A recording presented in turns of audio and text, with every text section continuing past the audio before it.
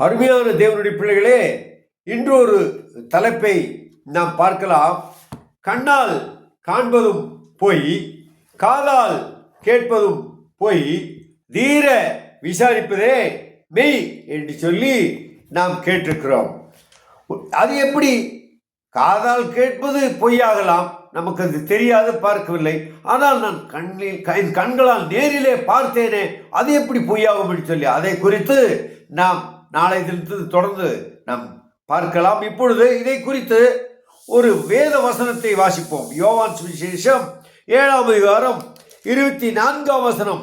இப்படியாக நமது ஆண்டவர் சொல்கிறார், தோற்றத்தின்படி தீர்ப்பு செய்யாமல் நீதியின்படி தீர்ப்பு செய்யுங்கள் என்றார். தோற்றத்தின்படி பார்த்தவுடனே, ஒருவேளை ஒரு மனிதனுடைய நல்ல உடையை பார்த்து, கோட் சூட் அணிந்து டை அணிந்து நன்றாக கம்பீரமாக வருவனை பார்த்து ஒரு விதமாக தீர்ப்பையும், கந்தை துணி அணிந்து அல்லது சற்று வித்தியாசமாக ஆடம்பரம் இல்லாமல் இருப்பவரை பார்த்து ஒரு விதமாகவும் பார்க்கிற காலத்தில் நாம் இருக்கிறோம். இதில் கிறிஸ்தவர்கள் விதிவிலக்கல்ல, போதர்கள் விதிவிலக்கல்ல.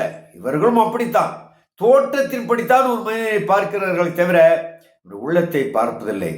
இதனாலே ஒரு பெரிய பாடத்தை நாம் சிறு வயது முதல் கற்றுக்கொண்டு வந்தோம். கிறிஸ்தவர்களானால் சண்டே ஸ்கூல்ல சொல்லிக் கொடுத்திருப்பார்கள். சாமுவேல் தீர்க்கதரிசியின் புஸ்தகத்திலே நாம் அதை வாசிக்கலாம். 1ஆம் அதிகாரம் 1 முதல் 18 வரை நாம் அதை நிதானமாக நீங்கள் ஒரு 2-3 நிமிடம் எடுத்து அதை வாசியுங்கள். ஏலி என்ற ஒரு பெரிய பாஸ்டர் சர்ச்சில் இருக்கிறார். அன்னாள் தன்னுடைய துக்கத்திலே, குழந்தை இல்லை என்ற அந்த துக்கத்திலே அங்கே போய் சபையிலே சர்ச்சிலே போய் ஜெபிக்கிறாள், கண்ணீர் விட்டு அழுகிறாள், தனது துக்கத்தை தேவனுக்கு தெரியப்படுத்துகிறாள்.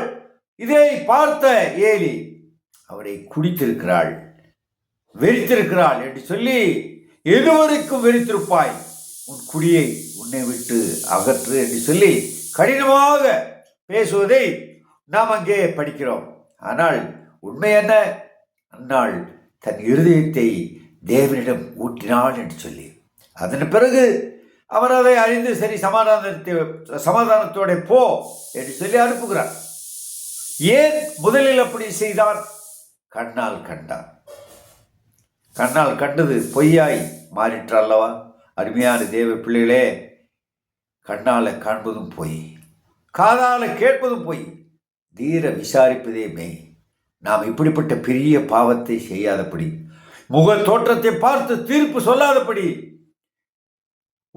ஒருவனை திடீரென்று நாம் ஒரு பொல்லாதவனாக மோசமானவனாக யாராவது சொன்னால் உடனே அதை நம்பாதபடி நமது உள்ளத்திற்குள்ளாக நினைத்து அதை தீர விசாரிக்க தேவன் அப்படிப்பட்ட பொறுமையையும் கிருபையையும் நமக்கு தந்து பெரிய பாதகத்துக்கு நம்மை தப்பித்து கொள்ள தேவன் கிருபை செய்வராக.